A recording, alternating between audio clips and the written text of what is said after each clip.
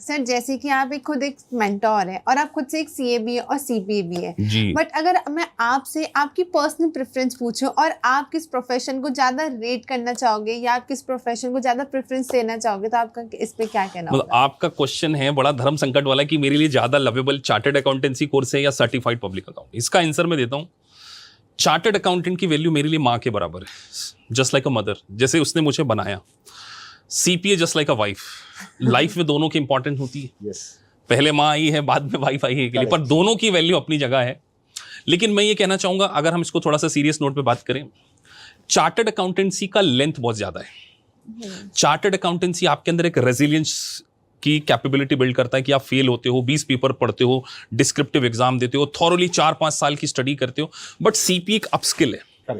But ये कहीं से भी नहीं कह सकते कि चार्टर्ड अकाउंटेंट से कम सीपीए या चार्टर्ड, सीपीए ग्लोबल प्रोफेशन है, बट दोनों की अपनी अपनी वैल्यू है। मेरे लिए तो दोनों ही वैल्यूबल है।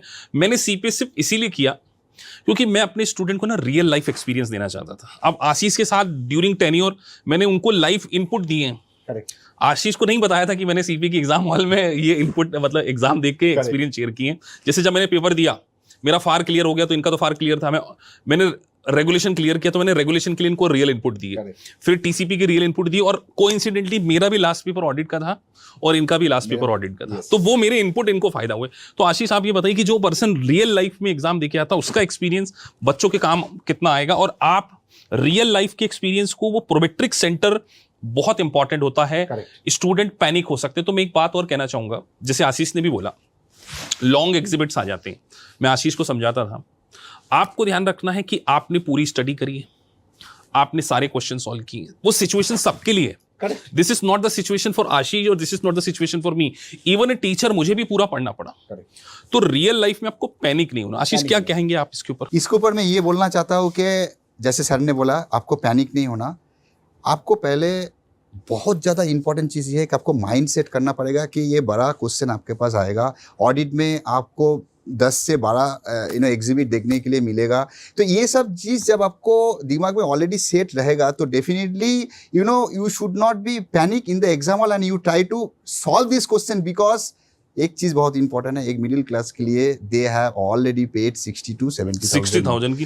वो प्रेशर लेके नहीं जाना है, लेकिन प्रेशर लेके नहीं जाना है, बिकॉज आप प्रेशर लेके जाओगे तो फेल कर जाओगे, तो आपको पूरा 60 to 70,000। इसीलिए मैं जनरली, हमारा ना बड़ा यूनिक कॉन्सेप्ट है। जैसे मैं आशीष से भी बिफोर एग्जाम डे बात करता था, और पूरे टेन्योर में हमारी मेंटरशिप का रोल ही यही है कि हम क्या करते हैं कि स्टूडेंट को 7 डेज पहले उतना कंफर्टेबल करा दूं। मैं स्टूडेंट से क्यों बात करता हूं? Because I have a real life experience. और जब आपका टीचर टेक्निकली चार्टर्ड अकाउंटेंट हो, सर्टिफाइड पब्लिक अकाउंटेंट हो, और वो आपके ऊपर भरोसा दिला सके, सोचिए आपको कुछ दिन एग्जाम के पहले अगर कोई बोले कि यार Ashish, you should be ready for big question, you should be ready for the ratio analysis, you should be ready for analytical skill, you should be ready for long exhibits, pressure create हो जाता है automatically. आप उस pressure को पहले से aware होके जाते हो।